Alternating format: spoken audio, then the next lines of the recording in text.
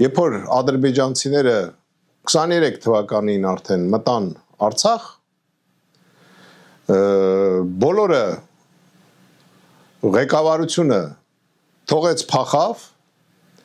եւ գախնի մասի փաստաթղթերը ընկան ադրբեջանցիների ձեռքը, դա Արցախի գախնի մասի, Արցախի բանակի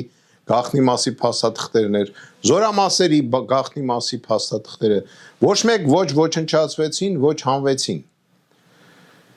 Այսօր ինձ ասում են, որ ազգային անվտանգության ծառայությունը մտել է պաշտպանության նախարարության գախնի մասերն ստուգում։ Ինչի համար եք ստուգում։ Ազգային անվտանգության ծառայությունը չի կատարել իր պարտականությունները։ Իրենք էին պարտավոր հետևել փաստաթղթերի ոչնչացմանը Արցախում։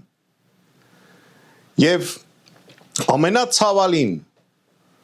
նա է, որ ուրեմն քրեական գործերը